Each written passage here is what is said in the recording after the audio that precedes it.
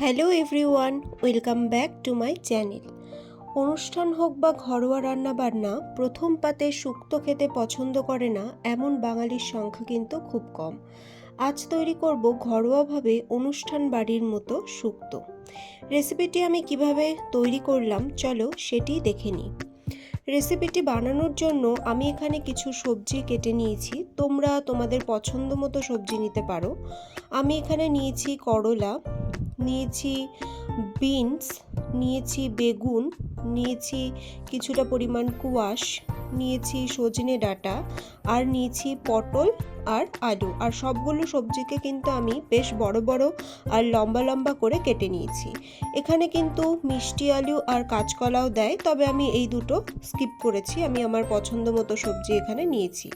এবার একটা মশলা তৈরি করব, যেটা কিন্তু এই শুক্তোর মেন উপকরণ বলতে পারো।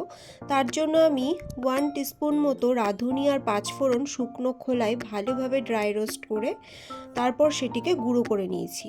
আর এদিকে দেখো, একটা কড়াই গরম করে কিছুটা পরিমাণ সর্ষের তেল গরম করেছি। তারপর চাল কুমড়োর বড়ি যেটাকে বলে, সেটি কিন্তু ভালোভাবে লাল লাল করে সেই তেলে ভেজে নিয়েছি। বড়িটি ভাজা হয়ে গেলে একই তেলের মধ্যে আমি লম্বা লম্বা করে কাটা করলাগুলোকে ভেজে নেব। আর করলাগুলো ভাজার সময় কিন্তু কোনো নুন দেব না, এটিকে হালকা লাল লাল করে ভেজে নেব। তারপর করলা তুলে সেই একই কড়াইয়ে কিছুটা পরিমাণ আরও তেল দিয়ে ফোড়নে দিয়ে দিলাম 1/2 টিস্পুন মতো 5 ফোড়ন আর একটা শুকনো লঙ্কা। শুকনো লঙ্কাটিকে কিন্তু আমি ভেঙে নিয়েছি। এবারে সজনে ডাঁটা বাদে আর যে সমস্ত সবজিগুলো ছিল সবগুলো সবজিকেই আমি কিন্তু তেলের মধ্যে দিয়ে দিলাম। দিয়ে ভালোভাবে তেলের সাথে মিশিয়ে নিয়ে এর মধ্যে দিয়ে দেব স্বাদ অনুযায়ী নুন। আর এই নুনটা দেওয়ার পর কিন্তু সবজিটিকে ভালোভাবে মিডিয়াম আঁচে রেখে ভেজে নেব। আর এই সময় কিন্তু কড়াই ঢাকা দিয়ে সবজিগুলোকে ভাজবে না, যেহেতু আমি নুন দিয়েছি তাহলে কিন্তু সব সবজি গলে যেতে পারে। সবজিগুলো গোটা গোটা থাকবে, ঠিক ততটাই ভাজবো। মোটামুটি ভাজা হয়ে গেলে এর মধ্যে দিয়ে দেব সজনে ডাঁটা। সজনে ডাঁটা দিয়ে আরও 1 থেকে 2 মিনিট মতো সবজিগুলোকে ভালোভাবে ভেজে নেব। তারপর এর মধ্যে অ্যাড করব 1 কাপ মতো জল। জল দেওয়ার পর খুব ভালোভাবে একবার মিশিয়ে নেব। তারপর কিন্তু এর মধ্যে দিয়ে দেব ভেজে রাখা করলা। তারপর ভালোভাবে মিশিয়ে নিয়ে এটিকে সেদ্ধ করে নেব। যেহেতু ভাজার সময় সবজিগুলো কিছুটা পরিমাণ সেদ্ধ হয়ে গেছিল, তাই জল দিয়ে মোটামুটি 4 থেকে 5 মিনিট মতো ফোটালেই কিন্তু এগুলো প্রায় সেদ্ধ হয়ে যাবে।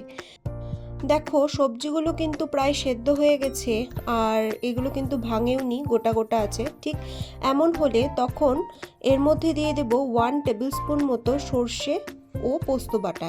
এখানে আমি 1 টিস্পুন মতো সর্ষে মানে কালো সর্ষে আর 1 টিস্পুন মতো পোস্ত আর 2টো কাঁচা লঙ্কা দিয়ে কিন্তু ভালোভাবে বেটে নিয়েছি। এই শুক্তোটি যেহেতু ঝাল হয় না, মানে একটু মিষ্টি মিষ্টি হয়, তাই কিন্তু আমি এখানে কোনো লঙ্কা ইউজ করিনি। এরপর এর মধ্যে দিয়ে দিব ভেজে রাখা বড়ি। বড়ি দিয়ে খুব ভালোভাবে মিশিয়ে এই 1 থেকে 2 মিনিট মতো এটিকে ফুটিয়ে নেব। তো বড়িগুলো কিন্তু যেহেতু চাল কুমড়োর বড়ি, খুব তাড়াতাড়ি সেদ্ধ হয়ে যায়। তো মিশিয়ে 2 মিনিট মতো ফুটিয়ে নেওয়ার পর এর মধ্যে দিয়ে দেব 1/2 কাপ মতো জাল করে রাখা দুধ।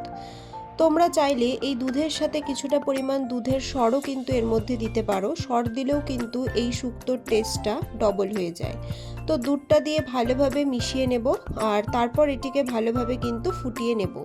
যতক্ষণ না পর্যন্ত গ্রেভিটি একটু থিক হয়ে আসছে, ঠিক ততক্ষণ পর্যন্ত কিন্তু ফুটিয়ে নিতে হবে। দেখো, এটি কিন্তু প্রায় হয়ে এসেছে। এবার নামানোর আগে এর মধ্যে দিয়ে দিলাম 1/2 টিস্পুন মতো আদা বাটা, 1/2 টিস্পুন মতো ঘি, আর দিয়ে দিব সেই প্রথমে করে রাখা মানে ড্রাই রোস্ট করে রাখা ভাজা মশলাটি। এই ভাজা মশলাটি দিলেই কিন্তু শুক্তোর আসল ফ্লেভারটি আসবে।